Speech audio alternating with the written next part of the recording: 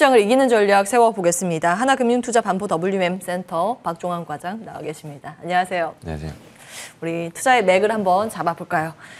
먼저 반도체 보겠습니다.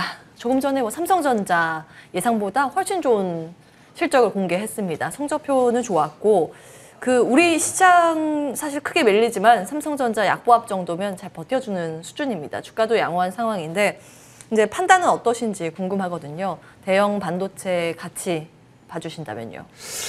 네, 일단 오늘 전체적인 지수 얘기를 좀 먼저 안 드릴 수가 없는 상황이겠습니다. 지금 어제 전일 미국 증시 기준으로 보면 다우와 나스닥의 약세가 이제 다시 재연출이 됐는데 지난 우리가 1, 2월 달에 조정받던 흐름과 지금 유사한 흐름들이 다시 전개가 되고 있어요.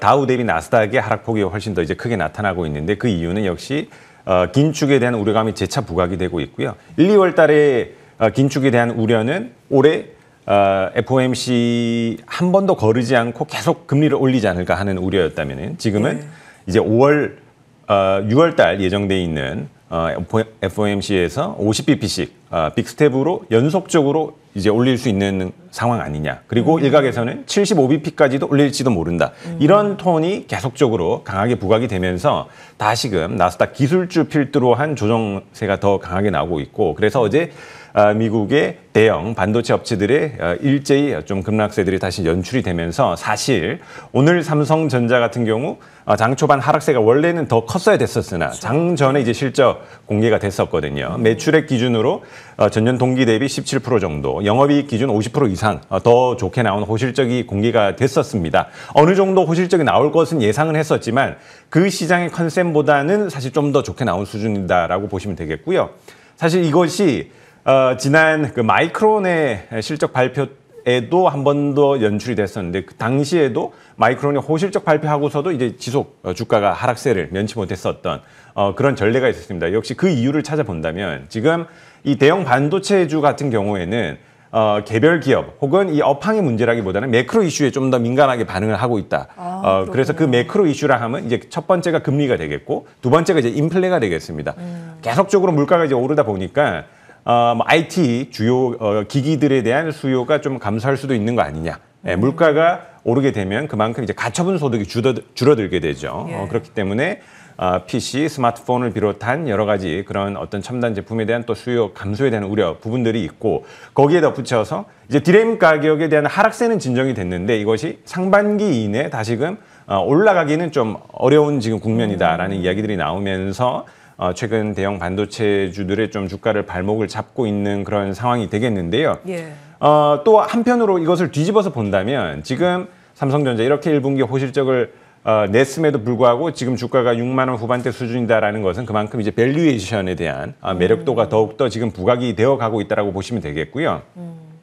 이런 호실적을 통해서 마련한 캐시카우 현금을 가지고서 결국 이제 향후에 어떤 M&A라든가 아니면 좀 더 주주 친화적인 그런 배당 정책을 어떻게 밝혀주느냐 그 이제 액션에 따라서 좀 더 이제 주가의 업사이드가 결정이 되리라 보는데 지금 역시 기술적인 부분도 좀 놓칠 수가 없겠습니다. 지금 제가 비교해서 말씀드리자면 자동차 업종의 이제 현대차, 기아 같은 경우도 3월 달에 52주 신저가를 기록을 했었거든요. 당시에 신저가를 기록하고 이제 최근 한 달 사이 다시 반등하는 흐름이 나왔는데 반등하기 위한 어떤 선결적인 기술적 지표가 결국 그런 보조 지표들의 지속적인 추세적인 상승이 나와줘야 됩니다.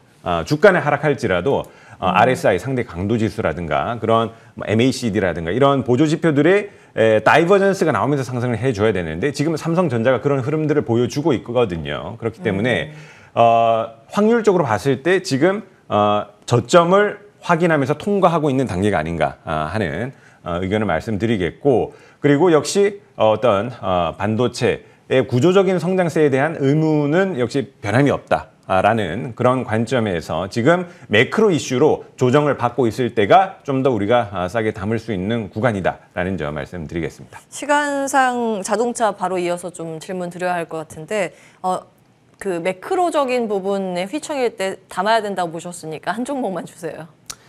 네, 지금 사실 이제 지난주에 만도 자동차 부품업체가 먼저 돌아서기 시작을 했고 또 이번 주에 이제 기아가 다시금 봐도 6만 원대 후반대 가격을 찍고 다시 이제 돌아서는 모습들. 그리고 현대차 역시도 오늘 약세 흐름에도 불구하고 지금 강보합 좋은 흐름을 보이고 있습니다. 그 이유가 역시 지금 물가가 오르면서 자동차 강판이라든가 아니면 뭐 전선 가격 다 일제히 오르고 있거든요. 그럼 자동차 업체 입장에서 결국 수익성이 악화될 수밖에 없는데 그 올라간 비용들을 판매 가격에 전가시킬 수 있느냐가 중요한 키포인트가 되겠는데 네. 기아 같은 경우 지금 전기차 비중이 계속 늘어나고 있고 또 EV6 같은 경우 미국에서 테슬라 다음으로 많이 판매되는 그런 차종입니다. 그만큼 전기차로 차를 바꾸고 싶어 하는 사람들은요. 얼리 어댑터이기 때문에 기꺼이 높은 가격을 지불하더라도 내가 갖고 싶어 하는 차를 산단 말이죠. 그만큼 지금 전기차 부분에 대한 어떤 그 하이엔드급 제품에 대한 지금 이미지가 형성되어 있는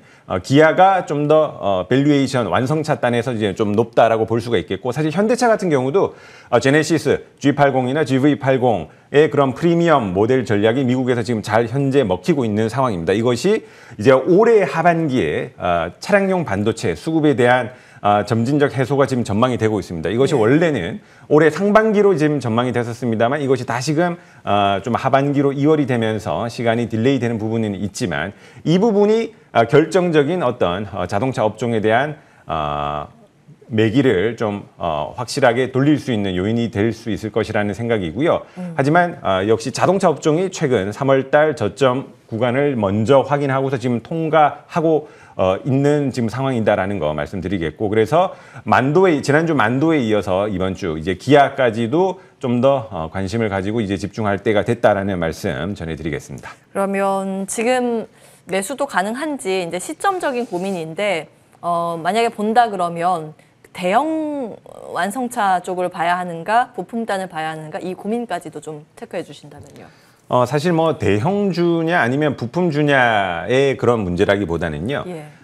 부품주든 대형주든 그 기업이 판매하고 있는 이 차종에서 전기차에 대한 포션 비중이 얼마나 계속적으로 이제 늘어나고 있느냐 이 부분이 좀 관건이 되겠습니다. 전기차를 보시는군요. 네. 예. 왜 그러냐면 결국에 아까 말씀드렸듯이 전기차에 대한 어떤 사람들의 수요는 대부분 기꺼이 내가 좀 높은 가격을 지불하더라도 그 차를 사고 싶어 하는 사람들이 많이 있거든요. 예. 그래서 그런 관점에서 본다면 지금 만도 같은 경우도 물론 아직까지는 현대 기아 비중이 50% 이상 많긴 하지만 계속적으로 분기마다 전기차에 대한 그 비중이 높아져 가고 있는 단계가 되겠고 기아 같은 경우도 지금 EV6에 이어서 이제 앞으로 SUV 모델 EV 뭐 7이나 9 같은 경우도 지금 충분히 고가 모델로 지금 좀 통용될 수 있을 거란 그런 시장의 기대치 전망들이 많이 있는 상황이기 때문에 우리가 뭐 굳이 대형주 부품주로 나누기보다는 현재 차지하는 매출액 대비해서 전기차에 대한 비중이 높아져 가면서 어떤